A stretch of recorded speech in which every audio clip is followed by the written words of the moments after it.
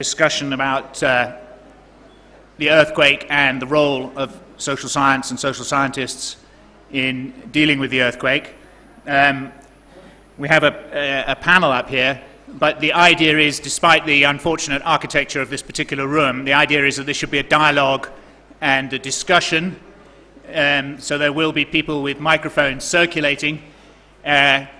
If it so happens that I know your name and call it out, and don't stick your hand down as soon as I call your name. Keep it waving, because the poor people with the microphone have to be able to find you. I've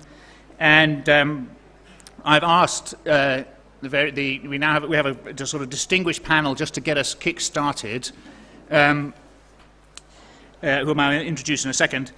I mean, everybody here in this room, I suspect the vast majority of people were actually in Nepal when the earthquake happened, so you've lived it, and you've lived the aftermath, and you're still living the aftermath. Some of us, a minority of us here, were not in Nepal at the time of the main earthquake, although we were here last night, which gave us a sort of nice little reminder of what people have been living through, just as we were getting ready to go to sleep. For those of us who are outside, obviously it was most traumatic for people here, for obvious reasons, but it was pretty traumatic also, I think, for anybody who especially for the Nepali diaspora, and for those of us who've been coming to Nepal for 40 years or more. One of the things that was very striking is the role of social media. Facebook suddenly, from being somewhere that people put baby photographs or pictures of when they went to the beach or whatever, suddenly became a daily seminar, a daily discussion forum, and we all started to neglect our jobs and our families and spend hours and hours trying to work out what was going on and where. It was also very impressive how it was, at least for people here who were trying to organize relief, how it very quickly became an absolutely essential tool for mobilizing volunteers, and I'm sure people will have plenty of reflections on that as well. So, analytically speaking, I'd like people to reflect on both, in the short time since the earthquake, what social science has already done, but also to distinguish that from what it should be doing. The question, which is a perhaps bigger question, more important question: what should social scientists be doing from here on in? The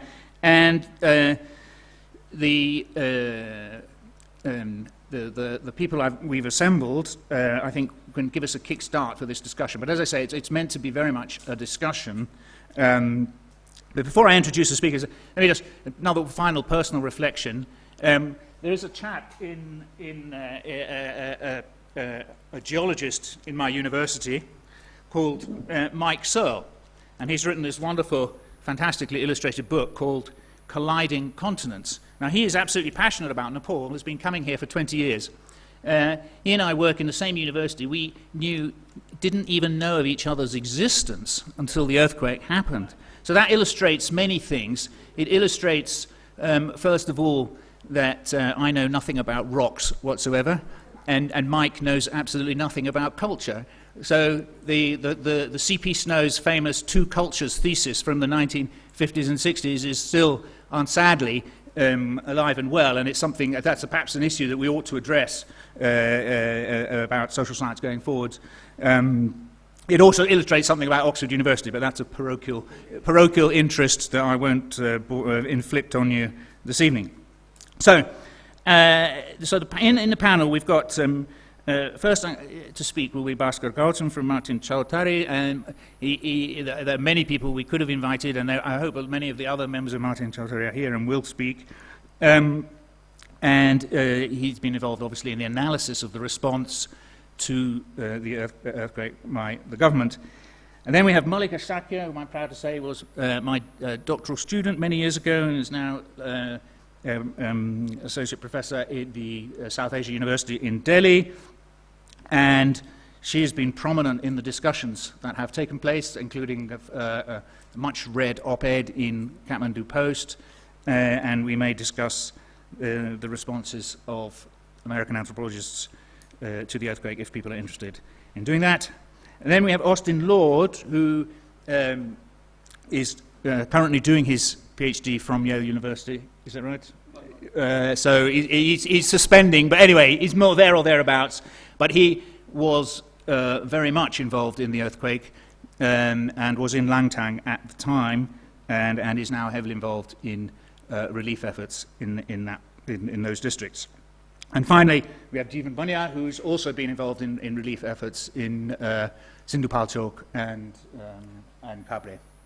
So, first up, Bhaskar, over to you. Thank you, David, and thanks for the organizer for providing this opportunity. Actually, I'm not sure what to say about what social science has already done in relation to earthquake, because in many ways, I think it is too early to do that assessment. But I'm sure lots of people in this room, whether they are social scientists or not, actually has been involved in this relief and rescue measures in different capacities. And it will be nice to actually listen to that experience once this floor is open. But so before I go into, so maybe during discussions we will be having more opportunity to talk about that in terms of assessment. At the moment, I will just briefly focus on last 3 months, just to capture a few points so that we can talk more once the floor is open. So for me, and I think for many others, earthquake basically was a defining movement which we need to be located in time and space in Nepali history. Because there will be very distinct ways of looking at Nepali society and politics before and after earthquake. But earthquake was also, in many ways, a corporal, material, and moral threat of breathtaking display that destroyed life, property, and livelihoods. So based on that, while talking about the post-earthquake relief and response measures, there is a lot of complicated issues that comes with it. But without actually trying to simplify it, I'll try to be simple and straight. First, actually, if we see 3 months, there was an administrative chaos. But that administrative chaos moved from that chaos to the point when there was this donor meeting, or we can say PDNA draft, to something which was much more organized, but organized only in the form of cost-benefit analysis and centralized planning, which what government called decentralized implementation. So it was much more centralized in terms of both preparations and objective of what it meant to raise fund. So we can talk more on that. So next thing which was very clear after the earthquake was that there was a fragility of scientific knowledge and practices. And social science will be part of that fragility as well, in many ways. So we can talk more on that later on. So next, there was a very impressive resilience, but then resilience actually didn't come up with lots of constructive and innovative ways of creating multiple institutional arrangements for the long run. And it is that point where we can be very much critical about how we need to reflect and look back to resilience that happened, whether individually or collectively. And there was this whole idea of, actually, this is an opportunity and we need to spring off from here in many ways. So there was this, we can say, we need to bring best out of our worst adversity. That was one of the dominant idea, whether it was while drafting PDNA or whether there were lots of other economists who were talking about it.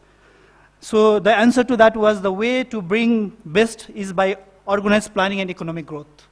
But we are not sure, again, how that actually organized planning and economic growth will lead to.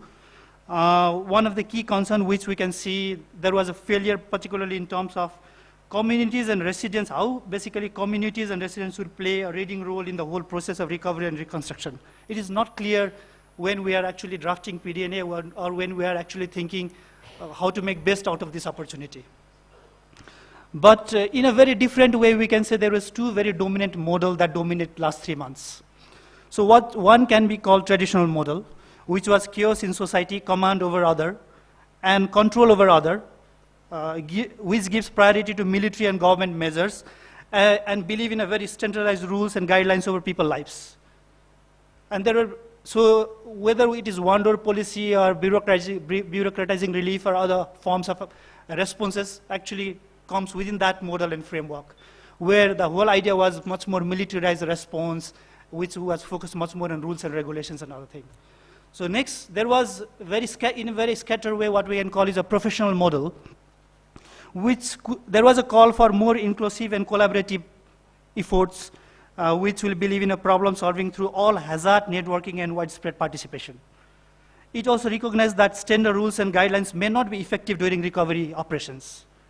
So there were lots of these very scattered voices along the spectrum for the last 3 months, which focus on this inclusive participations based on multiple forms of networks and different kind of innovations that was very much different from standard forms of rules and guidelines that might be effective for recovery measures. Since we are only here to throw some issues, so I'll just quickly jump. We have only 2 minutes from here on.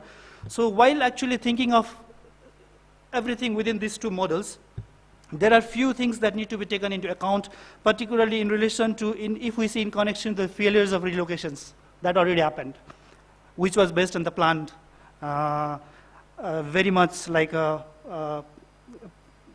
centralized planning efforts. So one is that there is a lack of basically conceptual clarity in what it means to reconstruction.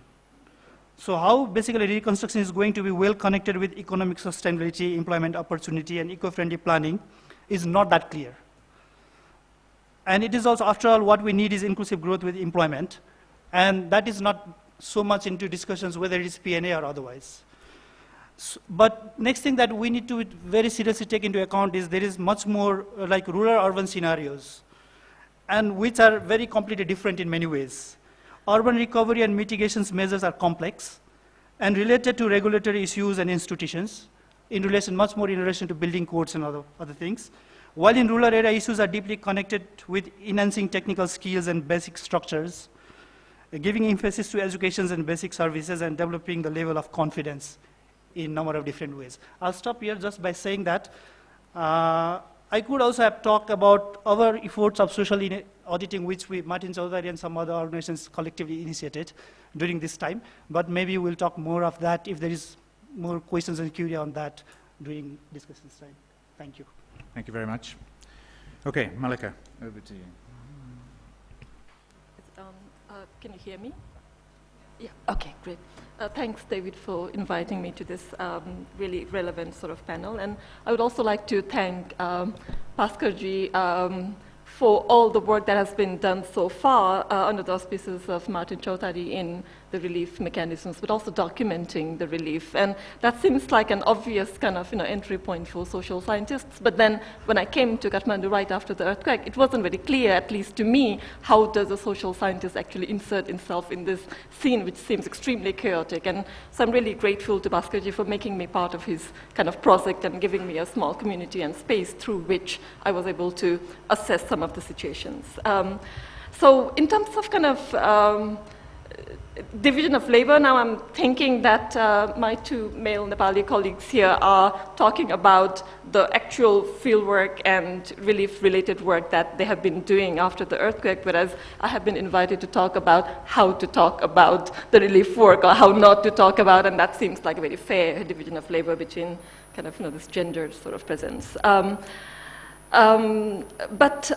Yeah, so in terms of, David mentioned this kind of op-ed that Gaurav Keshi and I wrote. I'm the second author. Gaurav Keshi is actually the first author of that piece. And that was a very spontaneous sort of piece, and I'd like to kind of, think that that's a kind of thinking aloud sort of piece. It's not a consolidated piece in any kind of way, but that's a kind of starting point for trying to understand what is the role of an anthropologist, particularly in making sense of this conundrum that is in front of us, that is kind of almost overpowering us in many, many different ways. And so we started to read everything that has been published within, I think, the first few days of the earthquake, when many Nepalis were still in the state of shock and trying to kind of see which of their relatives have been affected, which of their relatives have been spared, and all of these things. And amid that, I think a lot of reading and thinking and processing of this information was also ongoing. And my impression was that Martin Chautari kind of de facto became the traditional Chautari, where everybody came around without having a specific structure or function, but a place where you just come out and think aloud, or all these sort of things. So, as an anthropologist, and maybe particularly as a latecomer in anthropology, maybe I'm taking it too seriously, but this notion of belonging or belongings was something that kind of stood out in reading the opinion pieces or various other commentaries that have been written by anthropologists versus others. While journalists were talking about their quick journalistic field trips and reporting from kind of journalism, or policymakers were talking about the pragmatism of what we should do next. My impression was that anthropologists were kind of influenced by their sense of affiliations to the places that have been affected by the earthquake. And in some cases, the sense of affiliations is a very messy sort of thing. Some people are kind of embedded, they're married to people from these places. They have spent half of their life or more sort of in these places, or they've been working on these kind of places for a long time. So affiliation or belonging is a very, very messy sort of criteria, and we wanted to understand how do you make sense of that, not in a time of normalcy, but in a time of conundrum. A rupture means what was valid yesterday is no longer valid. A new sets of realities or statements have been established. A new sort of meanings have been kind of emerged. And in that kind of rupturous sort of context, what does belonging mean? And am I speaking fine? Okay, so I sense that everybody's looking at. Okay, so in terms of belonging, I mean, we didn't think about it in a very kind of overt sort of way, but from the reflections or the reactions that we've been getting, I understand that this has been kind of linked with the notion of nationality. And I think in some ways I thought nationality is this kind of big elephant in the room. To talk about just nationality and nothing else is to be crushed dead by that elephant. And to completely not talk about nationality at all would be then to ignore the elephant in the room. And then actually what I would like to clarify is that we were never thinking about nationality in this notion of indigeneity of knowledge or the legality or authority of knowledge or in any of those ways, but I think in a very kind of physical, corporeal sort of sense of locality, that when the earthquake struck, obviously many Nepali scholars and non-scholars were in Nepal, and not many non-Nepalis were not in Nepal, and that's not by chance. And there are many reasons behind that, and some of that needs to be kind of thought about. But having said that, there are so many exceptionalities as well. For example, many Nepalis were not around, NRNs. I mean, myself, I was not here when the earthquake struck. I came later, whereas I'm aware of a whole bunch of non-Nepali anthropologists who are right here in the field, who went through the tremors along with everybody else. And so the belonging, there's this kind of nationalistic kind of order, but then also it's enmeshed. I think we have to be aware of that. That's kind of, so locality is kind of one avenue through which I'm trying to understand this notion of belonging, but also another notion is memory, that 7.9 only means so much. I mean, it's a scientific term, okay, and while there's a very scientific and rational way of thinking, okay, it's smaller than 8, bigger than 7.8, etc., but I think the majority of Nepalis at least made sense of it by relating it to something that had been very present in their family histories of what had happened in 1934, which was almost kind of personal, subjective. And so that, I think, added another dimension in this notion of belonging. And through that, I mean, how do we make sense of then the narratives that are coming out? I mean, it's easy to dismiss bad writings, but when writing is good, do we still kind of take a step further and talk about the sensibilities and critique these notions? And how do we actually make sense of that? So with these things in mind, I just wanted to maybe throw out a few things for further discussions later. I'm happy to elaborate on that as Q&A happens, but I will not take too much time. I have 1 minute. Okay. So, I mean, in terms of chaos, I think that's kind of really a category that shouldn't be dismissed. Kathmandu was chaotic.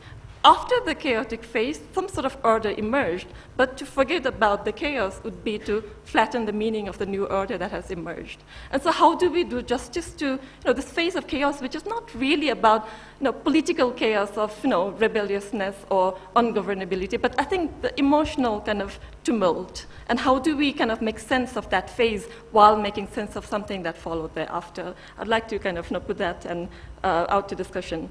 But also the kind of very localized and contested sort of meanings, and I wanted to point out a few other op-eds that have been circulated around on kind of very popular sort of keywords, like on resilience. There was such a diverse discussion going on. Are Nepalis resilient? Are Nepalis not resilient? Or, no, resilience, does it mean an immediate reaction to a crisis that just hit? Or does resilience means a kind of way of life that has kind of, been there forever?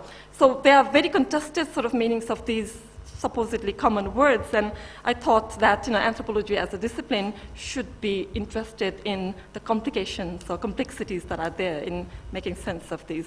I'll stop here. Thanks. Okay, Austin, over to you. Well, first of all, I'd like to say I'm very thankful for the opportunity to be here to discuss and reflect on the roles of social science.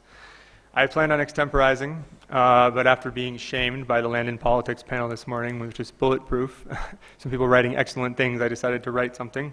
I can only speak to my own limited experience, my own trajectory, the way it was affected by the earthquake. I can only speak to the disciplines within the social sciences that I'm affiliated with, which I would call anthropology, environmental and economic, and geography, human or critical. That's what I would call them for now. I will try to be provocative. I am not going to talk about my own personal efforts for the most part. I'm going to try to talk about sort of how social science might be changing and how we're all implicated in that. So who am I and why am I here? So I'm someone who is implicated and then compelled, like many here, a social scientist who is earthquaked, a Nepal-oriented researcher who is here anyway, studying hydropower development. Am I an anthropologist? Well, no, not really. Kaili kahi. It depends on the dimensions of that term. I was confused before the earthquake and more so now. I am someone in a confused and liminal state with a bias towards ethnography and a long-term time horizon, an anthropologist without anthropology, to leverage Tankasuba's keynote address yesterday. Like many other young and old scholars, do I claim anthropology? Do I take ownership? Do I get a doctorate in the subject? I don't know. So why was I invited to speak on this panel? Because I was implicated and compelled by being in the Langtang Valley during the earthquake, by being at a community gathering in the village of Langtang the night before the earthquake. Because I waited for helicopters amidst the aftershocks and landslides with roughly 150 survivors in Goratabella. Because I attended meetings with the Langtangpa and their IDP camp at Phuntsok Choling Monastery, Yalugumpa in Kathmandu. I agree completely that affiliation is a messy sort of thing. Second reason I think I'm here, and this is just hypothesis, is that I'm active on social media. In my own right, as a compelled individual and as a member of a topical virtual community called Nepal Earthquake Anthropologists. An interesting artifact of the specific history of Nepal and the location of the 2015 earthquake in a specific moment in techno-sociological time. I think that the creation, the composition of its membership, the dialogue, the ethos of an open anthropology it endeavors toward, the anxieties and possibilities it has already logged, and the proven functionality of this group are an indication that change is in the works. Thank you, David Cameron Warner, founder of the group. Changes in the works in anthropology in disasters in Nepal. More on this later. The other reason I believe I was invited was because I suggested a panel like this within said Facebook group in response to the excellent criticisms of Mallika ji and Gaurabji. The panel has emerged and the discussion continues, which is perhaps an indication of the disciplinary reformation and recombination. A tentative success, yet here I am now out of my depth. To the prompts. Who mediates? What about accountability? Can this debate be repurposed productively to affect the dimensions of curriculum within the social sciences? Earlier today, Catherine Rankin reframed these tensions and propagated them across the conference. What is the balance between analysis and advocacy? Are the social sciences and anthropology needed here and now? Do they have something unique to contribute? Undoubtedly. In what form? Whose social science? Whose anthropology? Whose analysis and whose advocacy? That remains to be seen. This is an evolving ecosystem. Cataclysmic events and changes in the disturbance regime accelerate evolutionary pressures and processes, adaptations and speciation. Investigating authority in regimes of knowledge production are also critical ways to promote the emergence of new forms of inquiry and new ideas about what counts as anthropology. Needs.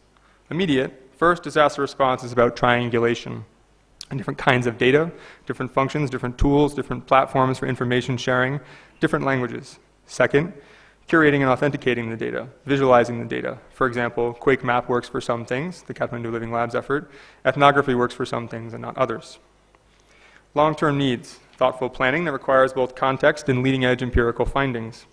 Dialogue/negotiation, around which social science in all its forms is built, and the inclusion of different perspectives, which extend well beyond the ideal academic forms which certain kinds of social science seeks to promote.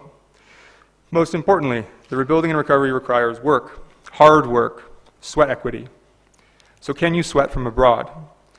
To the critique of foreign anthropologists phoning it in, but consider also the NRNA community and Nepalis without Nepal. Yes, I think you can. You can strain and struggle and fatigue yourself abroad and here. You can work in time zones worlds away, in both directions.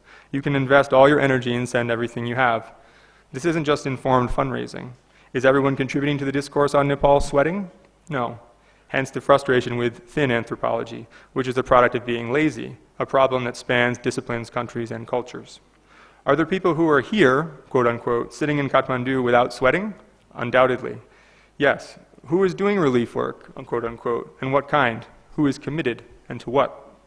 In a broader sense, who is willing to sweat, to be uncomfortable, to give something of themselves? In what ways does that give anyone the authority to report on the changing situation and its meanings? The questions raised in recent weeks and within the dialogue we're discussing are good ones. How does being present, being engaged in certain mobilizations, residence time, being an expert, being part of blank community or experience give one authority or knowledge? Authority and experience. So what do I know about right now? And how does that shape my perception of the ways, obvious and obviated, direct and indirect, that social scientists, not social science, can inform the understanding of disaster and disaster planning? Things I know about. 1, fear and uncertainty. I didn't truly know this before noon on April 25th. The process of coming to know about this has changed my life. A few weeks ago, I told a different audience, I thought I had done my best to build the muscle of empathy. Now I know that I hadn't, and I'm spending my time trying to exercise this muscle now. I believe that most anthropologists use this muscle, yet perhaps not enough, or perhaps they don't have access to a forum to do so. I know about the challenges and complexities of disaster response from my affiliation with Rasua Relief. I know about being a small organization learning by doing, being a motorcycle amid the trucks. I know about Yellow House. I know about the Humanitarians Military Operation Coordination Committee. I have a lot of data on the sociology of disaster response experts. I've been doing participant observation within the grassroots community. I know what it is, it's the motorcycle thing again. And there are a dozen or more young social scientists in this crowd working out there on these frontiers right now, working on projects like Martin Chautari, the Democracy Resource Center, are working independently. This is a good thing for governance and accountability for the future, underway. I know about sitting in IDP camps. I know about staying there even when it gets hard and you're no longer helping. I know about the social and political tensions within and without. I know that the government is failing a wide variety of different IDPs in different ways. Again, there are others. Let's collaborate on this. I know the geography of Rasua, almost like the back of my hand. Accumulating this knowledge took 3 years. It is multilingual. This has been useful to me and a wide variety of others, to the question about uses. This is to emphasize that the role of the intermediary or translator applies beyond spoken language and across different kinds of knowing social space. I know about the macro and micro politics of being an affected person.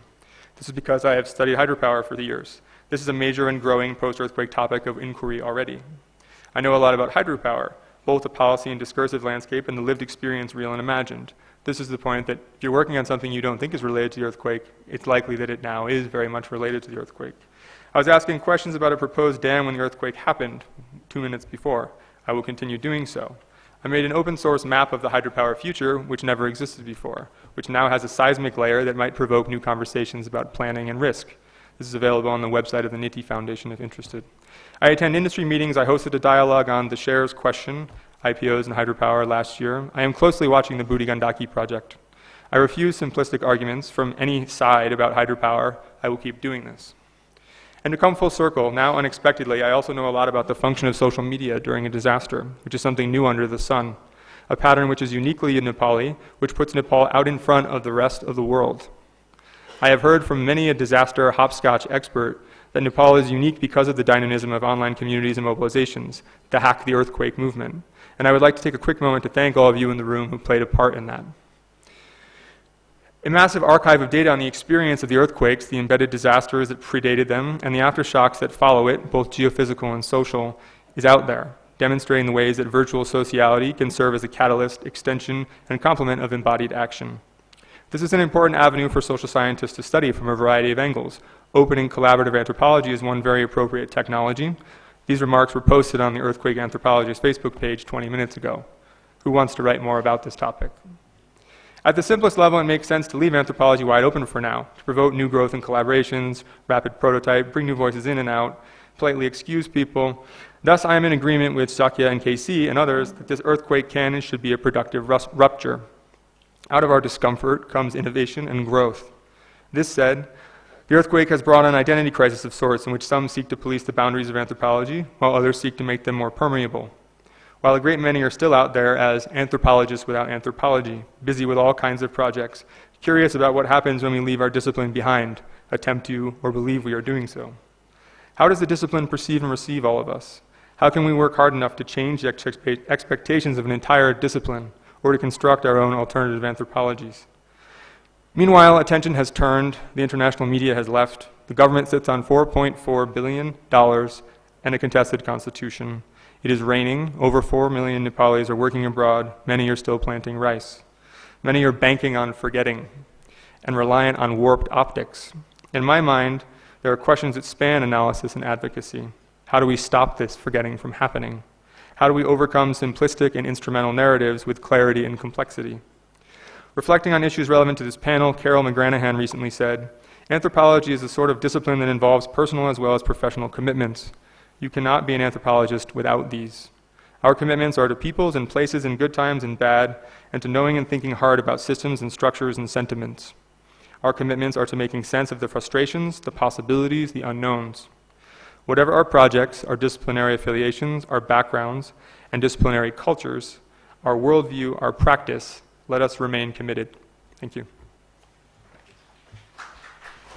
Okay, thank you. And finally, I'm turning to Jeevan. Good evening, everybody. I represent social science Baha that David forgot to mention. No problem.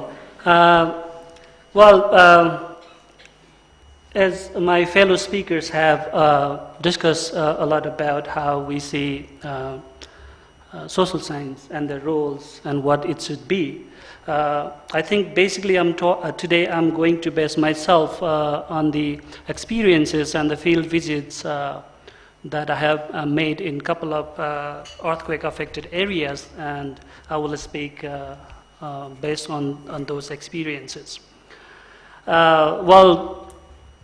We, with some other friends, had been to these places not only for the assessment of the impact of the earthquake in the societies and the communities and state and institutions, but also to, that was the dilemma, but also to help those people affected by the earthquake and aftershocks. Well, as a social scientist, you would always want to learn from these bad experiences as well. So, personally speaking, I should say that, I could learn so many things in the field beyond our planned research. So, I would like to speak about those things as well, if my time allows me. We definitely were looking on how various groups and communities, caste, ethnicities were impacted, whether in a similar way or differently in those areas. And clearly we found that the effect and impact has been different to different people and communities. It is not to state here that other people and other communities have not been affected, but the scale and the future, looking at the future consequences and the difficulties that those communities and the people and the groups could feel and encounter was really larger compared to the others. We can talk about those groups if we have time in the future. At the same time, we were interested to look into how immediate relief rescue operations were undertaken, what were the actors involved, and what was the effectiveness, what were the limitations and the challenges that the people and the actors involved had faced in the field. And definitely we found that, most of the people were struggling to recover from the effect of the earthquake, and they had faced a whole lot of difficulties in rescuing their family members, livestock, and things like that as well. Not only that, we ourselves were the part of the relief efforts, but we were also trying to understand how difficult people of different groups, gender, caste, and ethnicity, or the member without the male members in the household had faced those challenges and complications in terms of access. Access to the relief that were distributed in certain areas, but not in all the areas.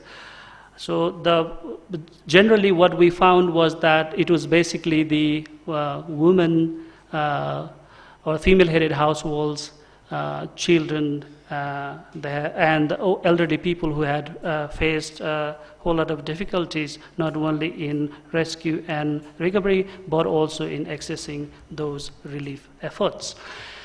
And similarly, we also were trying to, well, I personally was trying to understand the role of the political actors, social activists, social workers, as well as NGOs and political institutions, state institutions, which might have been involved, but as manifested in various reports or reflected in the newspaper and op-eds, I found the similar picture that state institutions had rare presence in the immediate aftermath of the earthquake. Well, having said this, I would also like to say, well, yes, given the conditions and the situation that people underwent in that particular point of time,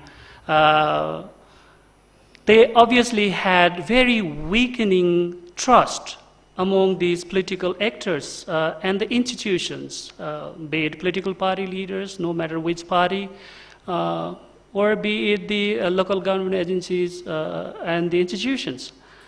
But along the way, I also found that they had, well, they would expect the government and the institutions to help them out in the rebuilding process. So it's my personal realization, maybe there is always limitations of these relief efforts and NGOs or the individuals trying to help in the post-earthquake situation, which is good, because since there was no state presence, yes, they could be effective and helpful to some extent. But I don't think that in the long run, these actors would really be that much effective. So we should try to find the ways in which we can find the collective efforts or develop the collective efforts between the civil society actors and the state. Just only criticizing the government and the institutions will not help at all in the future. So I'm talking about the roles in the future. Maybe as a social scientist, we should also focus on how we can do that. That is my proposal. Maybe we will have different arguments here in the hall. And at the same time, we also found that there were clear problems in delivering these relief materials to the people. Well, obviously, there were some partisan interests that were more prominent in tailoring these relief efforts. Some of them were,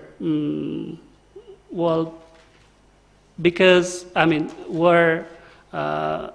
of the reason that people or the relief workers did not have a proper assessment on the ground. And they also lacked enough resources to distribute to all affected people in the community. So we could also observe the problems in the grounds. Even the armies had failed to provide those relief efforts or the materials to the communities when all the people came together to get those materials, but they lacked the resources. Yes, institutions and actors had limitations, but the people were also appreciative about security forces, medical workers in the field. Well, they were there despite the fact that the buildings and the materials that they had were damaged, but they were trying to find the ways out and try help the people, but clearly they lacked the resources as well. So I will end up here. If you have further questions, I'm sure I couldn't cover everything here, but I would be happy to respond to your questions if you have any. Thank you. Right, well, thank you very much to our panel. They've raised a lot of questions, raised more questions than answers, but that's to be expected. And we want this to be a dialogue and a discussion. So if anybody would like to contribute and say anything, perhaps they could raise your hand and we'll start. Yes, we'll take the first question over here, please. Who's got the microphone? James, if you could keep your hand up so that they know where to bring it. Thank you. Yeah, so identify yourself, please, and then...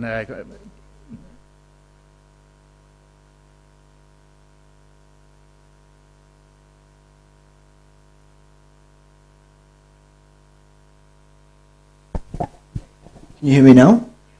Sure. My name is James Sharrock.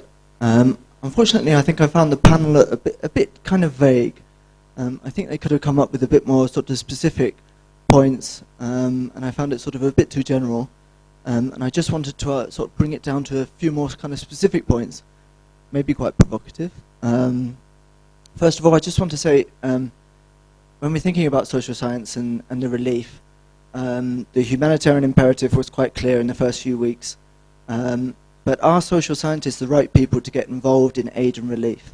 I think that's one question that immediately sort of came to my mind. Humanitarian work is very difficult, and it's not, clear to me that that's the best use of social science. Jeevan briefly mentioned that it's worth a critique of international, there's things that social science can do in terms of critiquing institutions. I'm working for my sins for an evil donor. I'm based in the field. There's my field-based authority. I see lots of things where social science could contribute and develop a proper critique. Secondly, on social media, I think there's a sort of distorting lens. What I tend to see is that groups that are extremely active on social media, there's almost an inverse relationship with actually how much work they're doing on the ground sometimes. And I think another issue that we need to get and sort of think about is this kind of cyber utopia where people, a lot of the humanitarians, including in the UN and other organizations, are using Google Maps, and you still need to go and talk to people. You still need to go out there and do things and talk to people. The final point, I'm going to be brief and wrap up, is that all of this can sort of contribute to a way of thinking about Nepal from a social science perspective, which emphasizes either poverty, poor Nepal, or the resilience angle, and it irons out complexity. It irons out the complex picture of Nepal, and I think we should sort of try to think to move beyond that. Thank you. Okay, those are all very good points and well taken. Okay, we have a question here at the front. Namaste. Namaste. My name is Navin Rai. I'm a student of sociology and MPhil. My question is to Bhaskar Gautam. Actually, earthquake is a natural process. When the natural process come to the contact with the human, then it comes to be the disaster. Sometimes disaster, when government itself create the disaster, not being able to cope its risks. What happened? We all have seen what happened during the post-quake rescue. Bureaucratic complexity and the clumsiness. It's created a kind of mess. My question is subsequently, more than 50,000 houses, private houses, been damaged due to the earthquake. So my question is, the mass majority of the people being victimized by the earthquake is prone to the poverty. Have you, whether you have access or not on that part, some people are, I think, going to prone to the persistent poverty. Some poor, some are, chronic poverty. Have you assessed on that part as well? Thank you very much.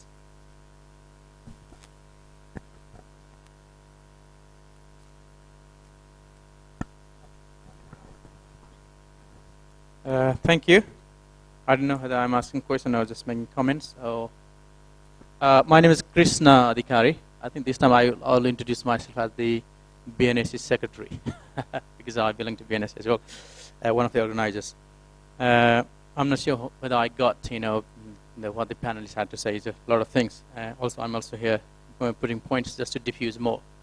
The two important points, I think they came through through the earthquake here, that the debate about the institutional strength, whether shall we go through the NGO or shall we trust the government? The study about the trust, how much do people trust the government itself? And the unfolding events, there was kind of the chaos here, but as well as the chaos, to the people who wanted to help. This is kind of a debate I think the social scientists cannot ignore, because the way we trust government, shall we trust government or the other sectors apart from the government? Another thing I realized that on the first earthquake being in the UK, also on the second earthquake being in the Nepal, that's in terms of giving, I think it's just a subject of history of the social science. The diasporic nostalgia, basically the people living away from home see Nepal from one window, whatever the calamity happens, the generosity of the giving, and the also coming to the field. I didn't really feel the same level of whether you call it patriotism, whatever you call.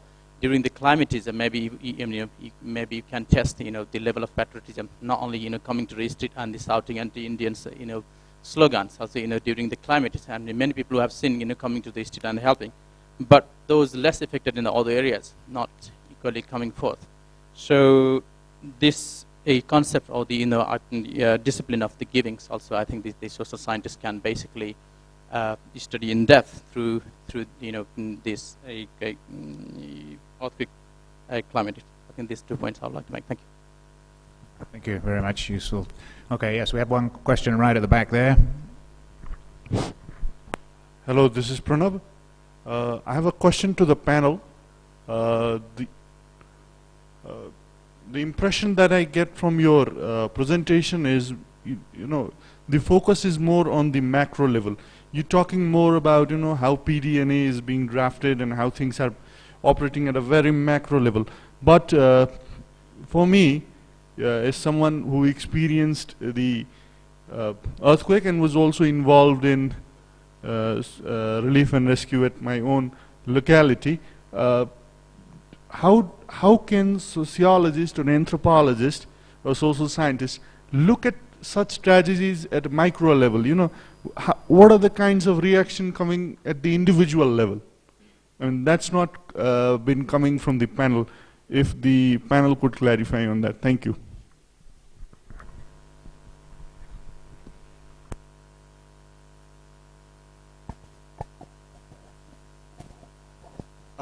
Yes, my name is Prem. My perspective as a student and teacher of sociology, my perspective is that what can be the role of social scientists to analyze these earthquake disaster and relief and rescue efforts. Then after the role of social scientists can be for example, it can be to know and to dig out, to excavate the role of our economy, and the nature of politics, nature of administration, because in our context, as we regards earthquake as natural and the disaster then after is purely social. For example, in our case, the relief and rescue efforts has been enormously influenced by our nature of economy, nature of administration, because the relief has been influenced by our the slow nature of our administration. So we can find out, we can excavate the causes, how that has been. For example, all buildings did not fall. Some buildings fall and some buildings did not.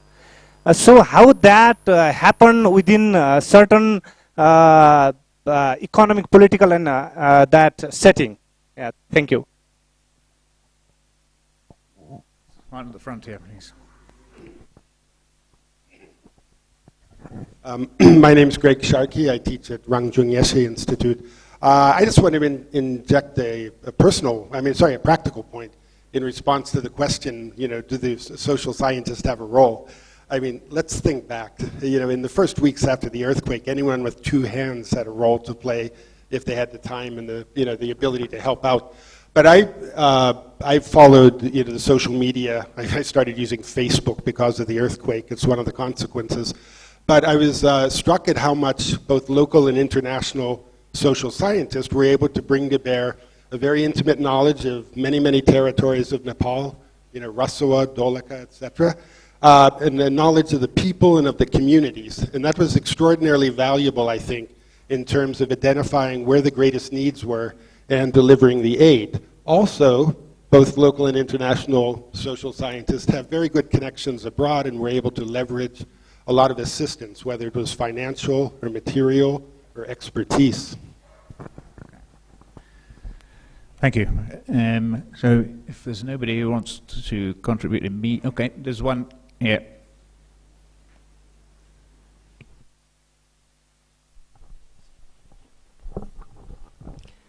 I'm Kriparam Biswakarma from Dailek.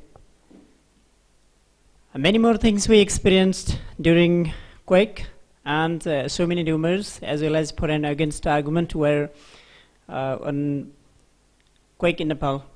So my query is, did you assess post-quake recoveries and youth and student dynamism in Nepal? Just. Okay, this one. Did you say youth? Youth and student, Thank you. I am Jailov. Happy to hear the speaker mostly talking about the anthropology, since I am also the student of anthropology.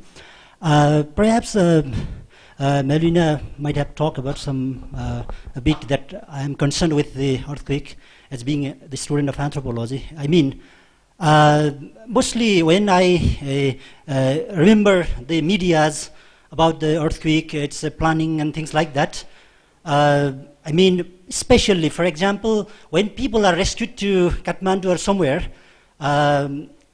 they could not speak in Nepali as well. I mean, during the earthquake, we should be very much careful about the commonalities. I mean, for example, indigenous peoples, their sense of being with the attachment with the land. I mean, why I am talking about this is there has been a lot of discuss about the resettlement. So I mean, earthquake like disasters should be linked with the people's their sentimental attachment with the land, and also its implications, its effects on their I mean, cultural life of being with the land. So this should be, I think, an issue of discussions as being the social scientist. Thank you.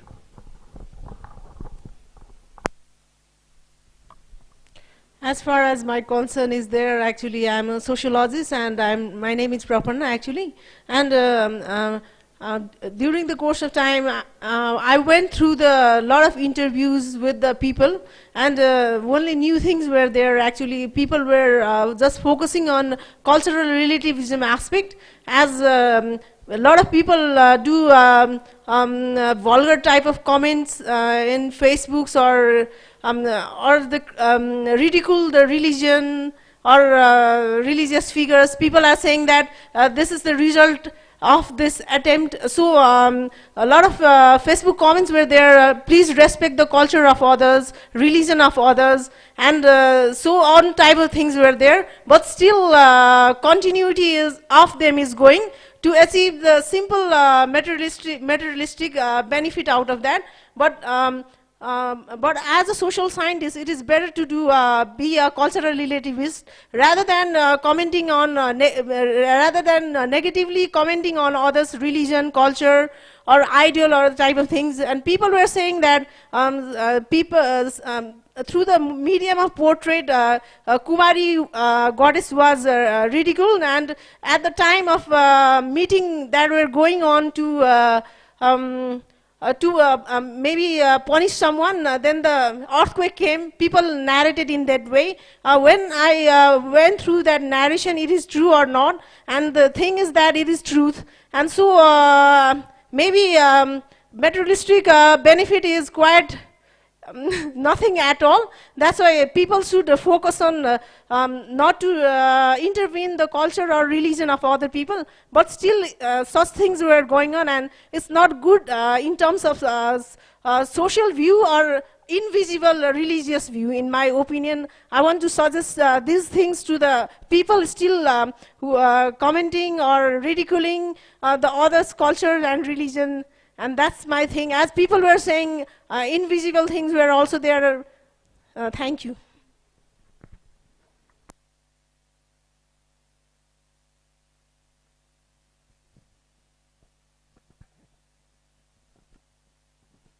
I'm Sujit. Okay, I have just one question. You know, all this earthquake and relief and you know, involvement and belongingness and all those things. I understand all that you know, when you engage in the field. What I want to understand or want to at least, you know, contemplate on is, where do we put our wisdom in? When you think of a social scientist, from where we draw that wisdom which leads when you go to the field or when you do something in the field in a very translative sense, like, you know, when you do something, it translates into something else, and therefore you try to build it up. So as a social scientist, even I'm a social scientist, I would say, but I was not a social scientist when I went to the field, rather than an individual trying to, you know, do something at least in the field. And it was pretty hard for me to, you know, think about what is the wisdom really is, and how as a social scientist or as an intellectual being, if you call it, you know, you can contemplate on it when it comes to disaster or, you know, these kind of chaotic situations. Thank you.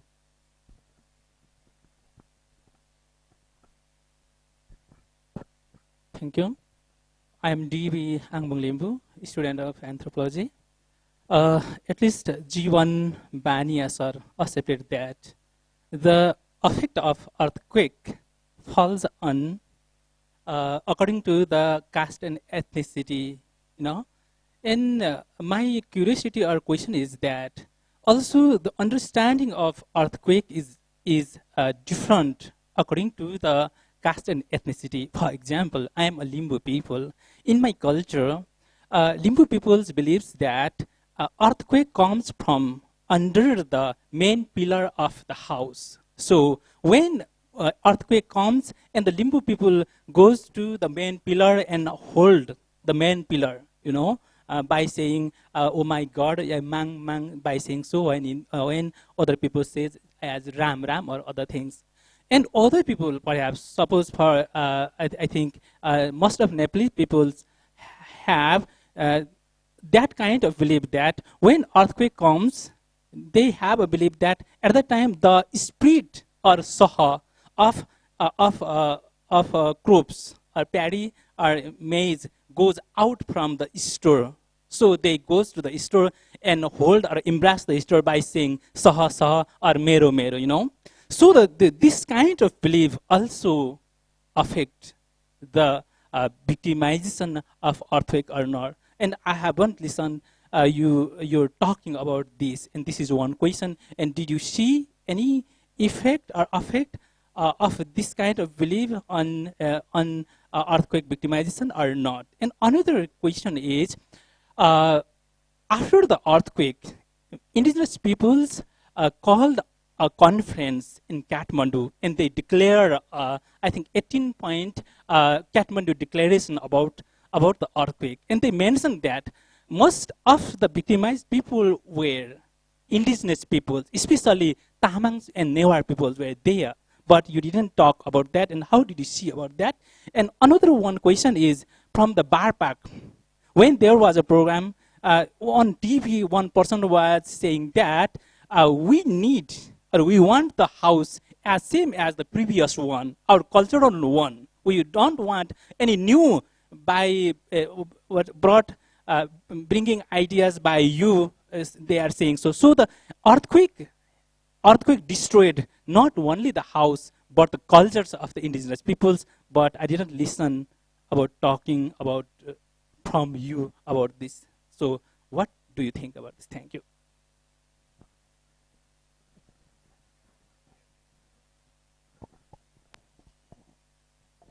Thank you.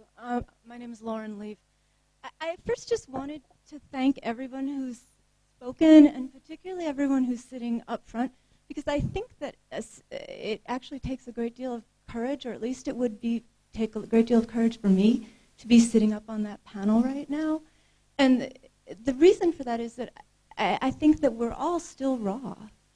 Nobody knows what the truth of this is, and nobody knows what the narrative is. And so I think, as I'm listening to what people are saying, and as I'm thinking about, if I wanted to speak, I'm thinking about the fact that we're all thinking through this, and we're thinking about how we think about it, and what the stakes, how to think about it. And of course, what makes it hard is that the stakes are very high, because we all feel obligations to folks who have lost more than we have, or as much, depending on who we are. So, having said that, what I want to bring up is maybe kind of weird, and I feel a little odd saying it, but I feel like this is a good place to get it out. And it's to think about the optics that we use to process this. And particularly, mainly what we've got presented here is the disaster optic. And I think that's a very important optic. That's an optic that helps us to think about what knowledge we're going to leverage. And we surely do want to leverage our social science knowledge. And also, when we participate in that, and I've felt this myself, it helps to generate funds and keep attention on what's going on, and all of these things are very important. But I was thinking very personally about an event. So I was here at the time of the earthquake, and a few days afterwards, about five days afterwards, when I sort of got myself together and the phone systems were working again, I don't know if I got through finally or my friend got through, but one of my friends in Gorka, outside of Gorka Bazaar, got through to me. And she said, you know, at first we went through, are you alive? Is everyone alive? Mutual friends, houses, blah, blah, blah. And she said, you have to come here. You have to come here now. I said, okay. I mean, what do you say to that? And started to prepare to do that. And everybody I knew in Kathmandu said, absolutely not. First of all, it's not safe. But more importantly, you cannot go to the devastated community without money, without tarps, without funds, without anything to give. You can't do that. They'll be angry with you, they'll hate you. It's a terrible thing to do. And I called her back and I said, you know, you understand, I have nothing. I have what I got out of my apartment. Are you sure? You know, you really need to understand. And she said, yes, come. Why are you even waiting? And I thought about that then, and I went, and I've thought about it now. And you know, because we were looking at it, we, being me and the people that I knew in Kathmandu at that time, in a certain way that focused on certain things which were really real and really important, other things got sort of eclipsed. I don't know why she wanted me there, but she did want me there. And when I was there, I could see that she was really glad that I was there. And I think that just has to do with friendship and a company or something like that. And so as I'm thinking about this, I'm thinking about, you know, when we if we only highlight this disaster optic, which we're not, but you know, it hides certain things in it. And so the other example, just really, I know I'm talking too long, but that I would give is, so when I was out there, there's a little hamlet very close to her, a Dalit hamlet. All of the houses had been completely flattened. And these folks were continuing to live with what they could build on top of the hamlet. They were about an hour and a half walk from Gorkha Bazaar, so they'd been able to get stuff to sort of build. They had tarps and so on when other people didn't. Only one person in the hamlet had died. And I think about how do you, if you give the disaster optic, it's their houses were flattened, it's all of this stuff, and all of that is incredibly true, but it's also true that they continued to be, they had been before, they continued to be poor, they continued to be Dalit, they continued to have kids that needed to be fed, they continued to have all these other kinds of things, and I wonder if there's a way to think about what we highlight and what we don't highlight and what gets lost in highlighting certain things without suggesting that the disaster optic isn't an incredibly important one for leveraging our knowledge. Thank you. Yes, just in front.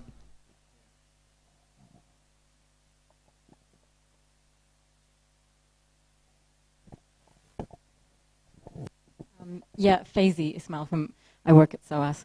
I finding some of the discussion a bit abstract, and for me, really the question is what is to be done, right? That's the question that we want to answer. Clearly, that involves, part of it involves holding the government to account. Somebody said they're sitting on several $billion. Clearly, they weren't able to respond in the way that they should have, partly for understandable reasons, partly for reasons that can be explained and that we know about.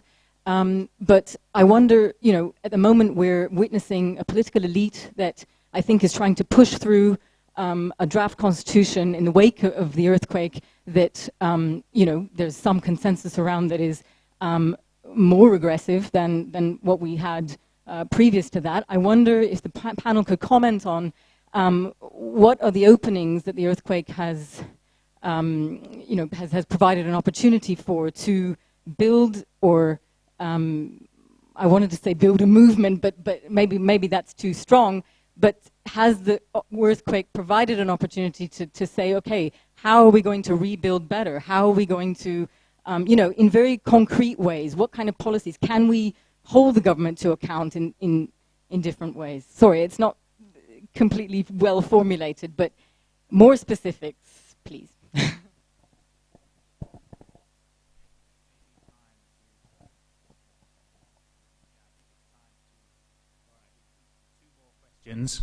Two more questions. We really are going to return to the panel. So at the back there, stick your hand up if you wanted to ask a question. If you don't stick it up, no question. Yep. Stick it up if you want a question. Stick it up. There's one at the back. One at the back.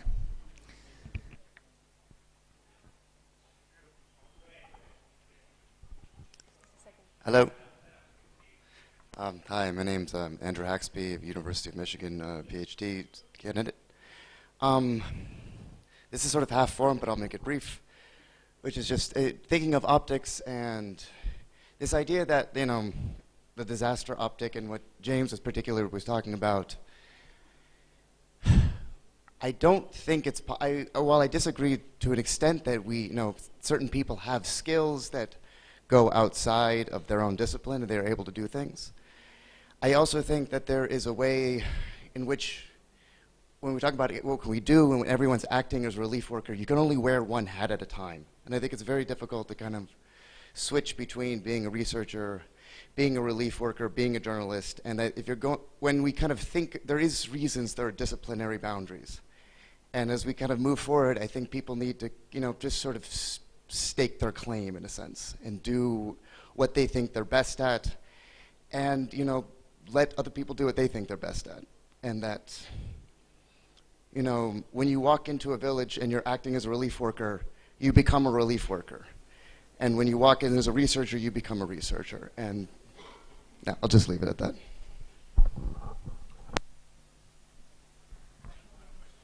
The panel. Yeah. I am Shyam Krishna Sreshta, just a student of Sociology and Natural Resource Management. Just after the quake, I observed in different places, vulnerability of the people is increasing in the sense they lost everything.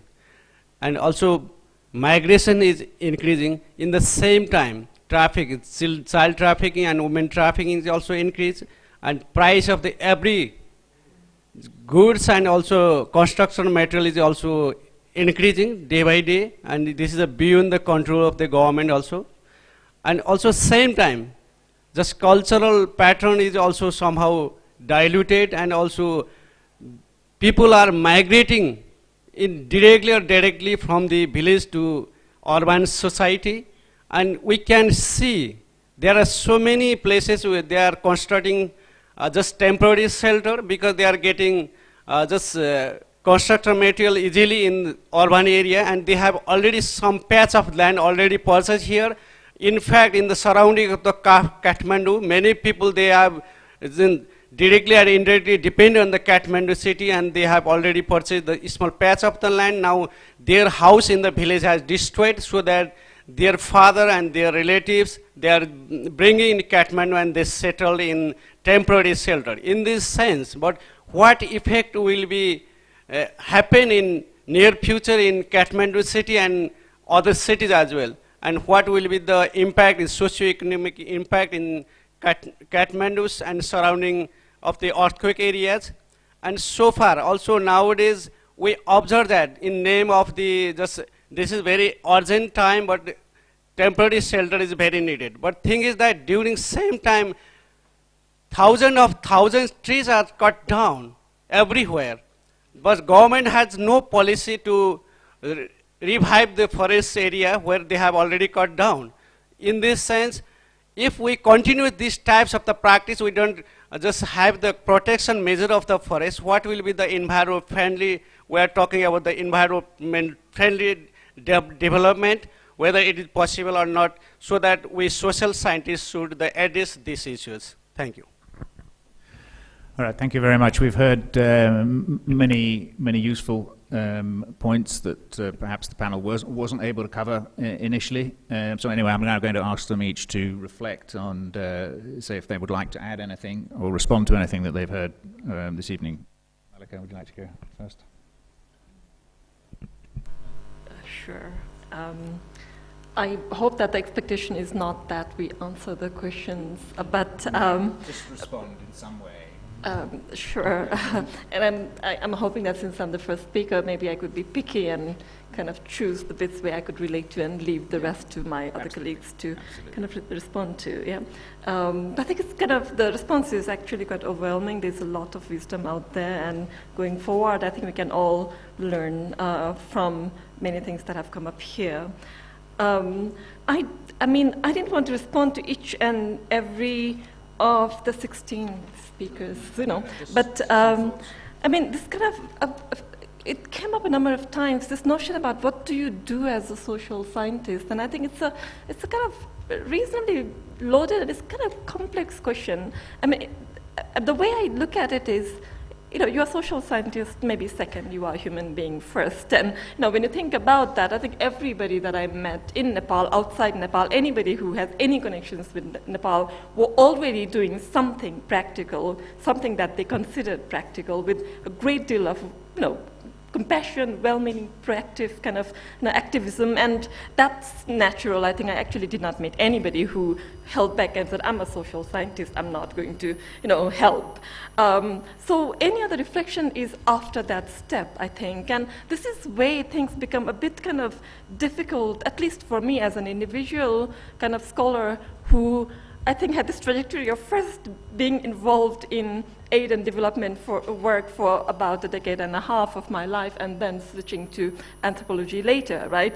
I mean, so, okay, in terms of doing actual work, I mean, World Bank, UN, NGOs, all these organizations were in a better position to mobilize the resources, mobilize the institutions, get things done on the ground. And now I'm not really sure that the wisdom here is that go back and do some of that. I mean, is that the right thing to do or not? And the second thing that actually makes me a little uncomfortable, and I'm not really sure how to address it, so I'm really kind of speaking aloud here, is, you know, how much sweat being kind of is enough, or who is sweating more than whom, and who has contributed more than whom. I mean, this kind of discussion is extremely tricky, I think.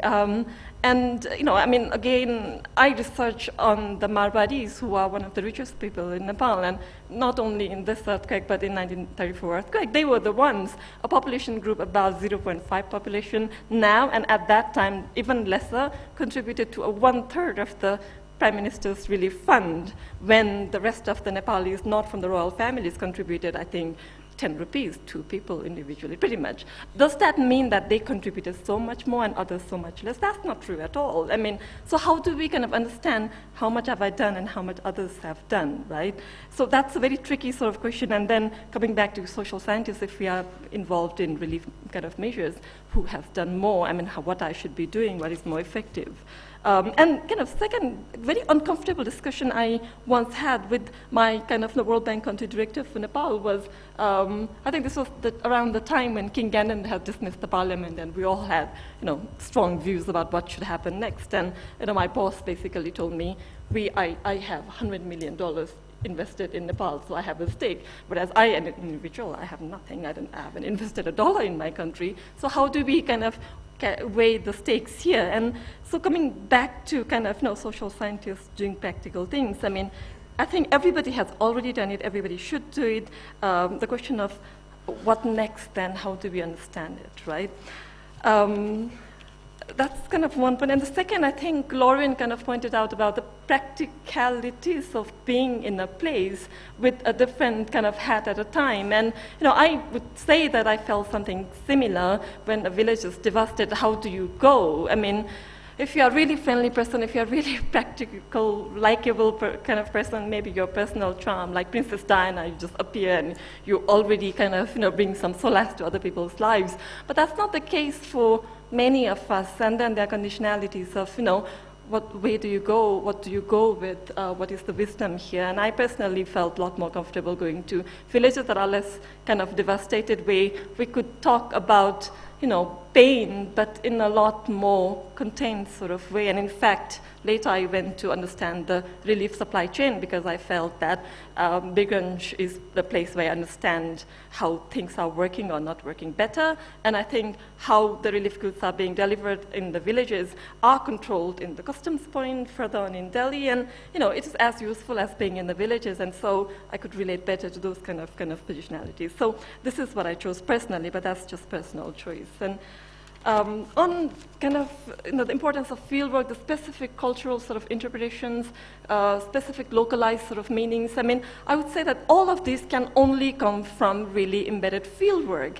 And the problem about the rupture or earthquake is that, whatever we knew the night before is somehow a little bit less relevant the morning after. That is the nature of the rupture. And then as a social scientist, I felt we have really tremendous task in our hands to kind of be patient, maybe let time pass, come in with, somehow wait for the wisdom to strike to us to see, how do we reinterpret, revisit what we knew before in this very, very changed sort of circumstances, and not to rush to the judgments or conclusions. I mean, the day after kind of coming up with policy implications is probably something that some subdisciplines within social science needs to do, but especially as an anthropologist, I felt I am not equipped to do that at all. I think what I would like to do requires time, requires patience. And, in a time like crisis, do we have that time in our hand? And if we don't, how do we make time for this? I'll stop here.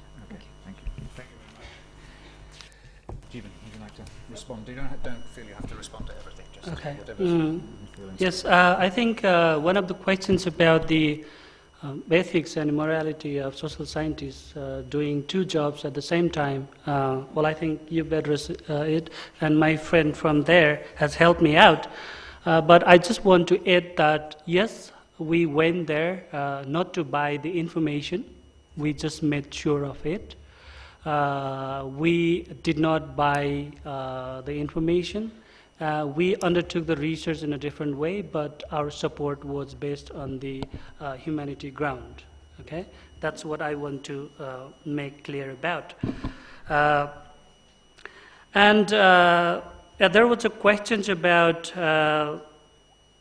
how the international aid can be channelized, and how do we see the problem of governance I hope you were talking about the problems of governance in the government institutions. Yes, the state that has experienced a decade-long war has definitely got the problem of governance, and yes, people call it a fragile state. But having said that, on the one hand, I personally think that we have to capacitate our institutions, government institutions, and at the same time, we have to also monitor and watch them over. Otherwise, when we talk about, we just critique the institutions and the actors, the state actors, but do not try to, or do not have that plans to capacitate and strengthen their capacity. I think the problem is going to continue for long.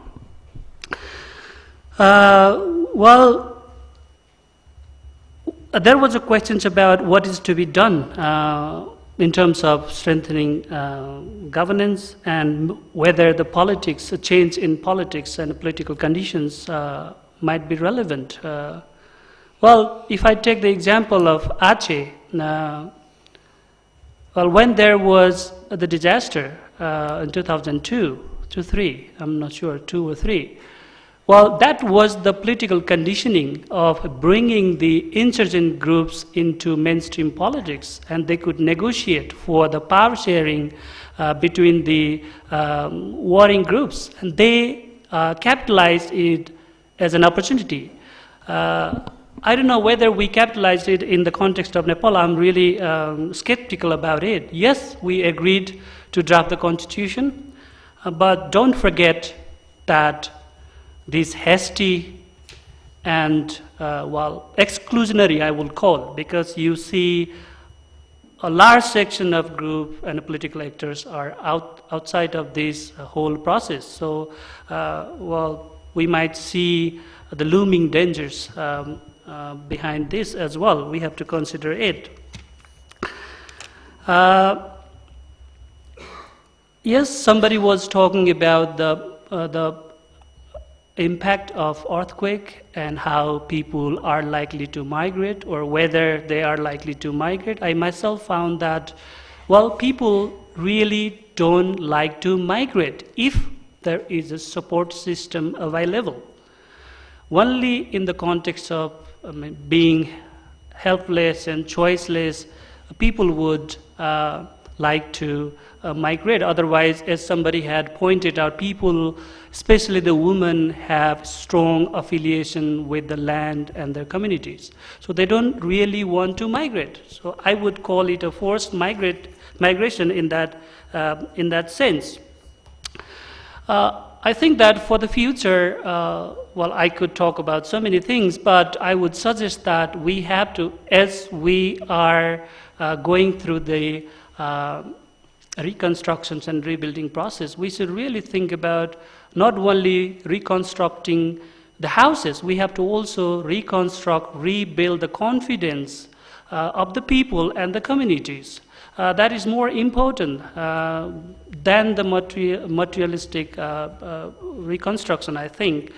And at the same time, we have to also think about how those disrupted livelihood sources could be revived, or if not, then how can we diversify? What are the alternative sources that we can support them in? I think we have to really think about it, and those opportunities should go to those communities and the people affected. And there comes also the problem and opportunity for power dynamics in the local areas. What I sense is that given the kind of structures, political structures that we are in, there is a likeliness that those funds, as you mentioned, might be mismanaged, misused. So we have to also think about what kind of actors and agencies that you are working on. I myself found that those aid that had been channelized through were really problematic, because they don't know who they are giving that money to and how they are going to spend those money. I myself have experienced that in the field. So we have to also be accountable from the partner side, donor side also. We are not, while we are talking about the accountability and the problem of governance in the state and institutions, there should be also accountability in the partner side. You should be responsible to your government and your related departments in your respective countries. That's what I can understand. Maybe you could do that with writing a couple of reports, but that gets really problematic to the communities and the people that you are trying to support. That's problematic even for you. So we have to think about accountability and governance in both sectors and both sides. That's what I would like to respond. I think my fellow speakers will address the rest of the questions. Thank you. Bhaskar. Yeah. So there were a few interesting questions, but actually just to be brief, we can put that questions in. One is why be critical? I think if we don't want to be critical, why do research? So the point is, there are lots of voices saying that this is a crisis time. There are lots of people dying, thousands of people has been displaced, and it's not time to be critical in the way governments are working or NGOs are working or even social science are working. I think if we don't want to be critical, then there are other fashionable works that we can do. Why do research? So just to begin with. And there are other two questions that one is what can we do, and as a social scientist, what can we do? So the one is that, whatever we do, there are number of things that we can do depending on where we are located. And our location is actually decided by power, wealth, and status that we inherit in many ways, and the kind of networks and the professions that we belong to. And then when we decide to do anything, it will be very difficult to move out of that terrain and do things in a vacuum. No? So I think we need to take that into account, particularly when we decide what to do. And then, so we can make a long list of things depending on where we are located. If we are in government, and even in government, if there is certain hierarchy that we are in, or whether we are in NGOs or in social science, or in other different kind of sectors, I think our location defines the way we work. And so there are a few specific questions that we could go on. So one way of actually answering some of the questions would be to, for example, say tomorrow there is a panel on 1934 earthquake. So one interesting thing, research could be that we need to compare 1934 earthquake and 2015 earthquake to get a clear picture of an increased dimension of vulnerability over 8 decades or almost a century. Or we can frame that question in a different way, saying how social economic development increased vulnerability of the built environment. So maybe we have different research topics and questions in mind depending on what our interests are. And if for example, if we are interested in legal status, this current legal status of building codes, for example, one way of actually looking at things is that, there's a long list of inadequate risk assessment, lack of earthquake engineering expertise, vulnerable existing of the old building, and so on and so forth. But if we go back to, let's say, for example, infrastructures kind of thing in relation to buildings and legal codes and regulations, then what is already very clear is that the municipality bodies in country have very uneven technical capacities and resources in structural engineering. They are unfamiliar with the building codes and are not in a position to scrutinize technical design, detail of building plans, and ensure quality of constructions. So depending on where but the point is that the kind of field and topic which we use will be a political choice. So, but the point is that, and then those political choice will also force us to move out of our disciplinary boundaries and work in boundaries of different disciplines to enrich the research. But the most fundamental question, I think, is why study crisis? Why study earthquake? No? And how we see crisis or rupture. I think, first, before I go into briefly into the rupture thing, I will just briefly say that, crises are not singular events, whether those are natural or man-made.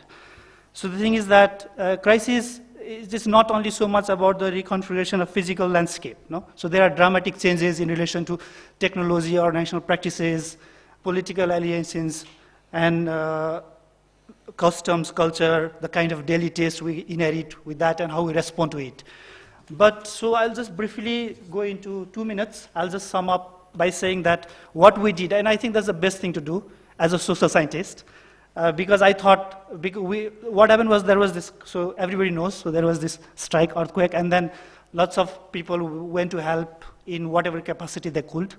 And then I also started traveling a bit inside Kathmandu and meeting few friends to decide what to do.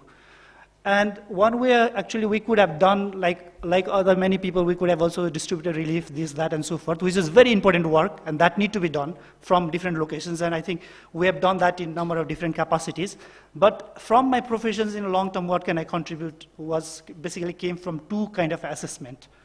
One was that if I do relief distributions, that will not last long, and I will not be able to actually make larger impact, both in terms of contributions or innovations. That is one. And if we see past crises in Nepal, of both natural, particularly natural, then there is not much knowledge in public domain about how we deal with, for example, 2008 Kosi crisis.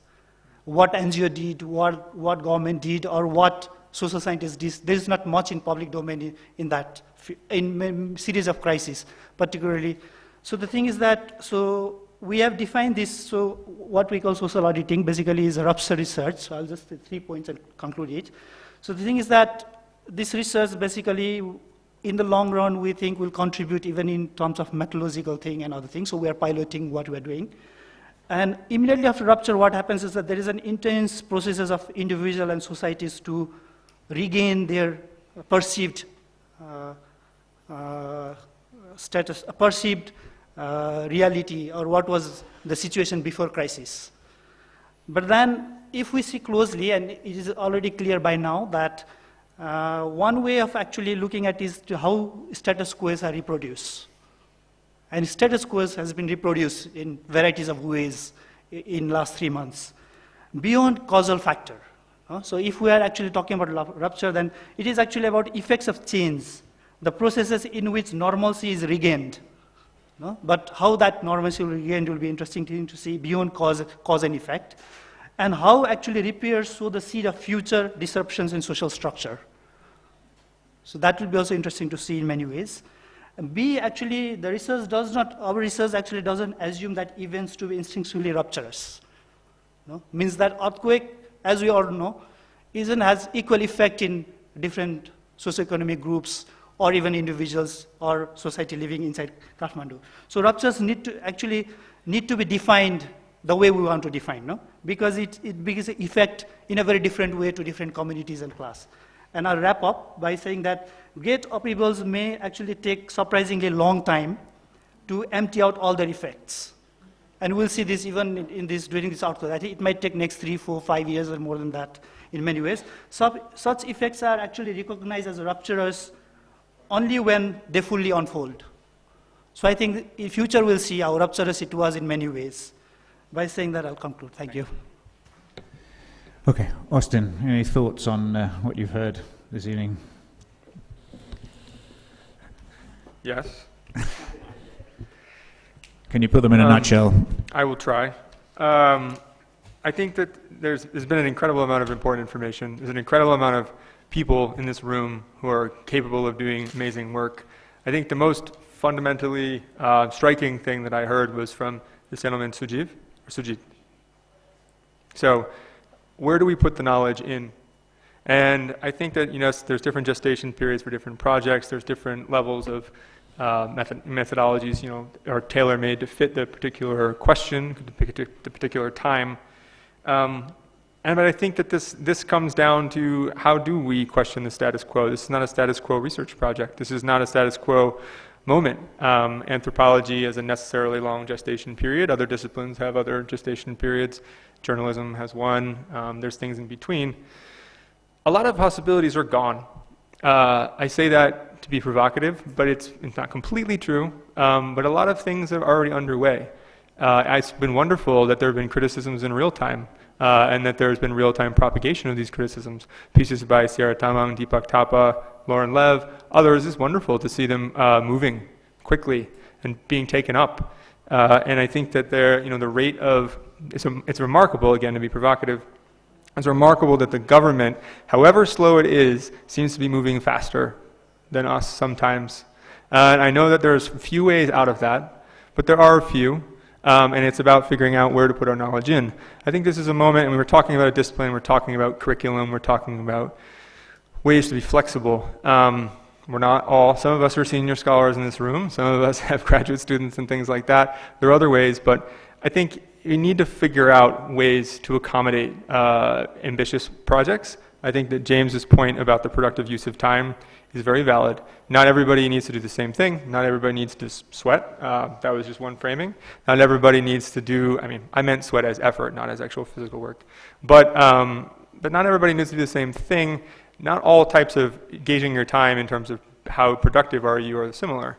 It seemed like Lauren's comment about saying, there are nonlinear narratives of, what is needed. Some things, it doesn't seem like there's a great need, but there is a real reason to go. And when someone calls you, sometimes you just go, even if it's not productive. The key here, I think, is we have to shift our risk-taking. It doesn't mean we all have to take more risks, but we're going to err. We need to err. We need to err productively.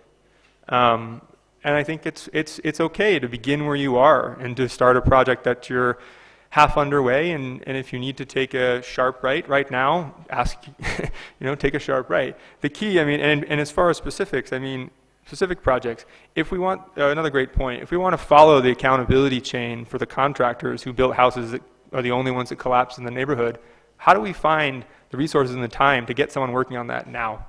Because that needs to start now, or else the window will close fast. It's almost gone.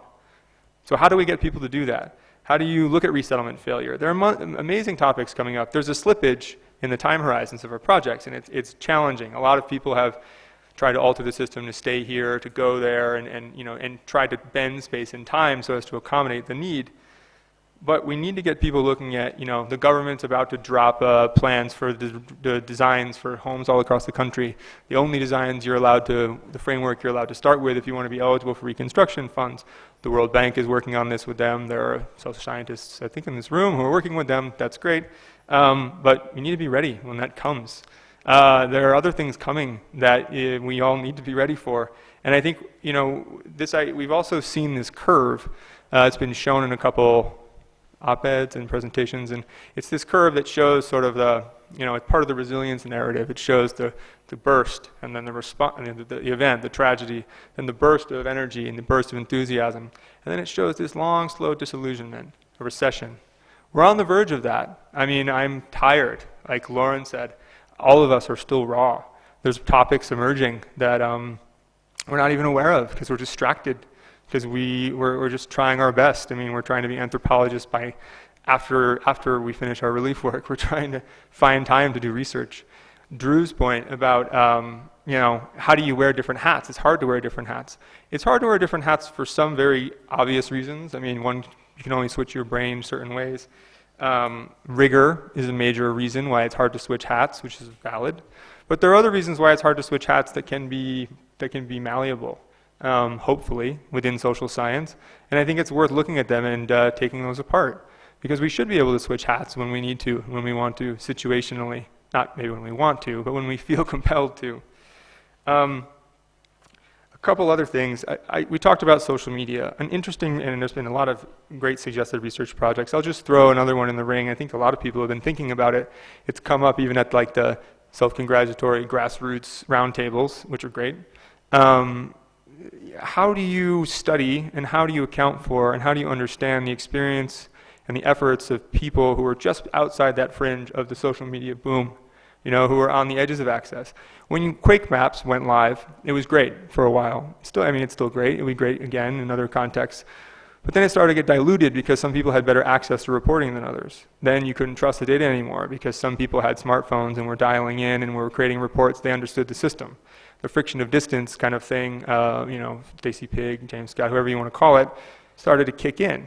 Now, how do you study the people who are on the fridges of the Facebook and the social media and, hammering away at and getting the word out, who are getting the word out in other ways? And how do you think about, should they be included? How are they included? If and when they are included, have they begun new trajectories using that? Or have some people backed off and refused it and used other means? Just another way to look at the social media idea is one I've only recently begun formally thinking about, but I'd like to continue. The other thing I think was a great point was micro narratives. We're compelled kind of to try to talk macro while we're up here. All of us have micro narratives, and a lot of even the worst journalism has like a great anecdote to start out with, a micro narrative. And I think that it's diversifying our efforts. We need to make sure that there are people doing excellent micro narratives, and I think that those are rising to the surface, and I think those will come out. To close things, and I went way too long the first time. I got carded, so I'll try to stop quickly. But going back to where you put the wisdom in, and the function of anthropology, many things need to change, perhaps. But one thing that anthropology seems to clearly be about is breaking down the other. We've had a lot of excellent journalism, had a lot of excellent anthropology. The best of it, to me, goes beyond the exotic narrative of an impoverished country that has had an earthquake happen to it. It goes beyond the trope of resilience, so to speak. It goes beyond these other things. It shows that there are people who are now trying to go back to work, or trying to pay for, just to put on their roof. It's similar to it's similar to what would have happened in New Orleans. It's similar to what happened in Bangladesh and other areas. And it's similar to some of the struggles that you face even as a privileged globe traveler or social scientist kind of guy. The key is to find those, and I think anthropology's always been good at that. Hopefully we'll keep doing that, and other disciplines do that too. So what to do and where to start? I mean, we've all started. We all worked with what we found. Like everyone with two hands started somewhere. Don't discount those first things that you did. Don't discount those first, that first thing you did with your two hands. I think that's telling. And there's as things change and as the years go by and certain things arise and certain things become more clear, those you need to think at look at what you did, but also think beyond path dependency. I mean, that started you in a certain direction. Now, why did that start you in a certain direction? That's this reflexive turn, I guess, is the way to end this, because this is a storm in a teacup, the anthropologist argument. But I look forward to more conversations. I think this is an opening. I hope lots of people continue talking like this. One thing that I've seen, I'm very new to the social science Himalayan world, but there seems to be an incredible new sort of openness, kind of. I'll say that tentatively. Just try to keep it going. So, thank you. Thank you for that upbeat final thought. I mean, it occurs to me that we've had a lot of questions, a lot of self-questioning, a lot of angst about what to do next.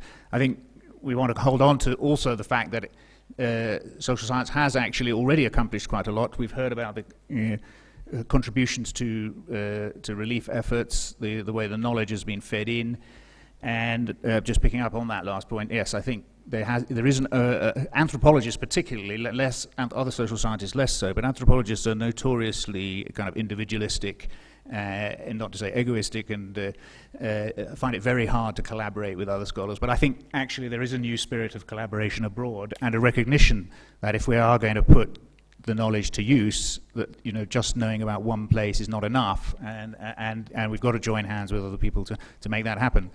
There hasn't been much said about the astonishing upsurge of youth activism. It's been sort of referred to on the margins, but that also is something that deserves to be studied. Heather Hyman has already written about it. So clearly, social scientists as a whole have already got to work. There clearly will be more work to be done in many different ways, and it is going to be inevitably have deep political implications. And there will be a variety of viewpoints, and I don't think it will be right for us to try and prescribe how that should go forwards, but it will go forwards, and hopefully there will be more discussions at this very venue in a year's time. So I hope to see you all then, if not before. Thank you very much.